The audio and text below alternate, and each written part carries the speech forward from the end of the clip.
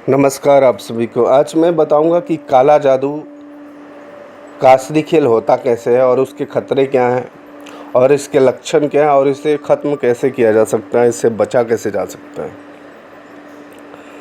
जैसे कि सब कुछ सही चल रहा होता है, अचानक घर में बीमारी, आर्थिक तंगी, रिश्ते में झगड़े, पूजा का असर ख़त्म हो जाता है, मन बेचैन।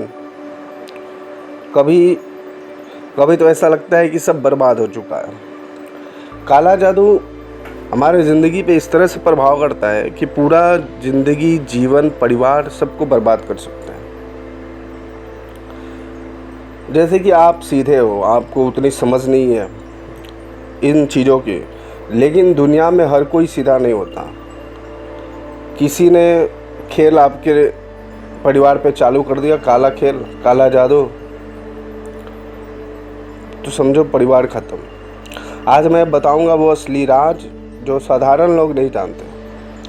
पूरा वीडियो देखना है, बीच में छोड़ा तो आप खुद जिम्मेवार होगे।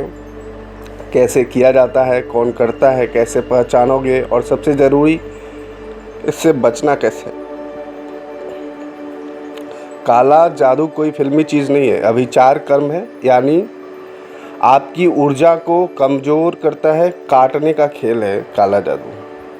इनमें 3 सबसे खतरनाक तरीके हैं। पहला मारन, जिसमें सेहत, कामकाज, परिवार, ज़िंदगी सब बर्बाद कर सकता है। दूसरा उच्चाटन है, इसके ज़रिए आपको अपने ही घर से दूर कर दिया जाता है या परिवार के बीच में दरार पैदा हो जाता है, झगड़े, कलेश, कलह, ऐसे चीज़ें होने लगते हैं। तीसरी वशीकरण है, जिसे स्तंभन भी कह सकते हैं अलग शब्दों में। इससे कठपुतली जैसा बनना दिया जाता है इंसान को, मतलब वो इंसान चलता फिरता बीमारी का घर हो जाता है। अब बात आती है कि ये सब किया जाता कैसे है।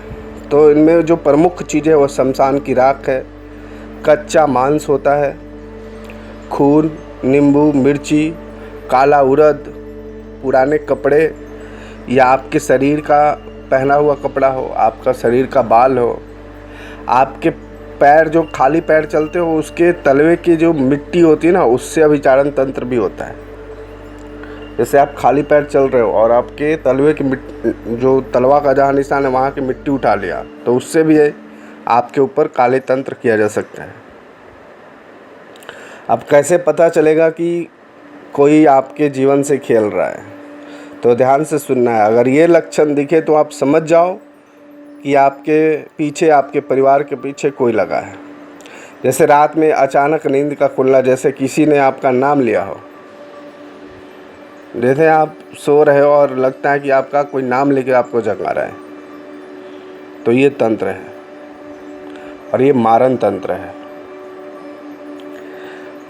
पूजा करते हो, दीपक अपने आप बुझ जाता है। बिना वजह शरीर भारी रहना, पेट में गैस, चक्कर, बीमारी, रिश्ते जो ठीक थे अचानक करवाहट आना, किसी अजनबी इंसान का नज़रें बार बार पीछा कर रही हो ऐसा महसूस होना, कोई साया आसपास खड़ा हो, किसी तरह की गंध आना बार बार या किसी विशेष समय पे कोई आवाज़ आना, आहट आना, ये सब काले जादू का लक्षण है। अगर इनमें से एक दो, देखो कभी कभी ऐसी चीज़ें अपने आप भी होती है, क्योंकि आत्माएं हर जगह है। 1-2 लक्षण दिखाई दे तो नॉर्मल चीज़ है, लेकिन अगर जो मैंने बताया इसमें से 2-3 लक्षण आपके साथ हो रहे हैं तो फिर ये काला जादू है। काला जादू करते कैसे? अब असली चीज़ बता रहा हूँ कैसे किया जाता है। रात्रि के 12 बजे, चूँकि जितने भी अभिचारण तंत्र हैं, मारन, मोहन, उच्चाटन, स्तंभन, वशीकरण, ये रात्रि के 12 बजे के बाद ही किया जाता है और 3 बजे के पहले ज़्यादातर।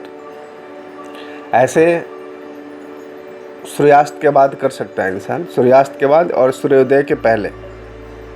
लेकिन जो मुख्य और प्रबल होता है वो रात्रि के 12 के बाद और 3 के बीच होता है, लेकिन सूर्यास्त के बाद भी इंसान कर सकता है। और अगर उसे रात में मौका नहीं मिल रहा है तो वो सूर्यास्त ना होने का इंतज़ार नहीं करता, वो रिस्क लेगा थोड़ा सा, दिन में भी कर सकता है।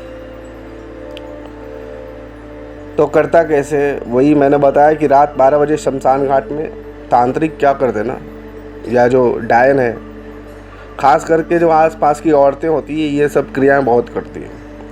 नींबू पर मंत्र पढ़ते हैं, उसमें लोहे का कील गाड़ते हैं, काली उड़द का दाल उसमें डाला जाता है, फिर आपका नाम या आप कागज़ पे या भोजपत्र पे आपका नाम लिख करके उसमें डाल करके शमशान में वही गाड़ देगा। फिर आपका खेल चालू। कभी कभी तो भूतों को बांधकर आपके परिवार पे या आपके ऊपर छोड़ दिया जाता है। ये असली दुनिया का गंदा खेल है। जो मृत आत्माएं होती है, जो ताज़ा शरीर जल रहा होता है ना, उनको भोग देते हैं उसी चिता पे बना के। जैसे चिताएं जल रही है, परिवार चला गया, उसी पे हांडी रख के चावल पका के उसको भोजन देते उस आत्मा को, और आपके पीछे वो लगा देंगे हमेशा के लिए। तो इस तरह से लगाते हैं। अगर ऐसी कोई भी चीज़ आपको आपके दरवाजे पे मिले, जो मैंने बताया, नींबू, काली उड़द, कच्चा मांस, खून, काली मिर्च, तो ऐसी चीज़ों को हाथ से न छुए, उन्हें किसी चीज़ से हटाएं, घर को पवित्र करें तुरंत, और किसी जानकार व्यक्ति से दिखाएं, वरना आपका परिवार उसी समय से उस चक्रव्यूह में बंधना शुरू हो जाता है। अब बचने का असली तरीका मैं बता रहा हूँ कि बचना कैसे है। सुबह उठकर 7 बार बोलना है, कोई मेरा कुछ नहीं बिगाड़ सकता, मैं अपने कुल देवता की शरण में हूँ। देखो, आपका जब तक कुल देवता सही है ना, आपका घर सुरक्षित है, तो कुल देवता की पूजा नियमित किया करो, और उनको बिगाड़ना नहीं है। अब मैं एक मंत्र बता रहा हूँ, जिसको हर रोज़ 108 बार अगर आप करोगे तो आपके ऊपर किसी भी तरह का काला तंत्र काम नहीं करेगा।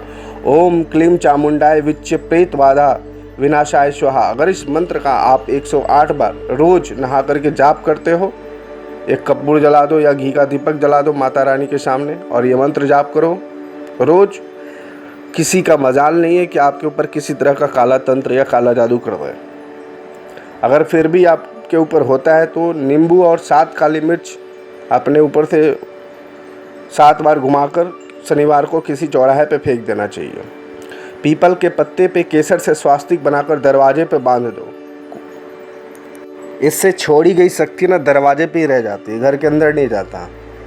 लाल धागा लो, उसमें 7 गांठ लगाओ, हनुमान जी के सामने रख दो उसको, गांठ लगा के 7 बार, और फिर ओम हनुमते नमः इस मंत्र का 108 बार जाप करके वहीं पे उनके सामने और दाहिने हाथ पर बांध लो। ये रक्षा कवच की तरह काम करता है। बिल्कुल कोई भी प्रेत आत्मा रास्ते वगैरह में तंग नहीं कर सकती।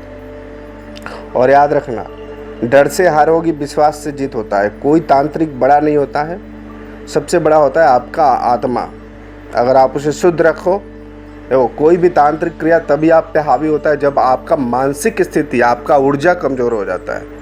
अगर आपका मानसिक स्थिति हाई है, आपका ऊर्जा हाई है, तंत्र आपको नहीं छू सकता है। अगर ये लक्षण दिखे जो मैंने ऊपर बताया है, तो तुरंत आप कमेंट कर सकते हो। आपको अलग गुप्त रक्षा मंत्र बनाकर मैं दूंगा, जिससे आप सुरक्षित रहो, आपका परिवार सुरक्षित रहे। तो वीडियो अच्छा लगा हो तो आगे भेजें, लोगों को शेयर करें, और मैं आपसे भी आग्रह करूंगा कि सब्सक्राइब करें। और कोई भी इस तरह की समस्या हो जो सुलझ नहीं पा रहा हो, तो आप हमें कमेंट्स ज़रूर करो, मैं पूर्ण सहायता करूंगा आपका, और उसे पूर्ण रूप से ठीक करने का प्रयास करूंगा। जय माता दी, जय शिव।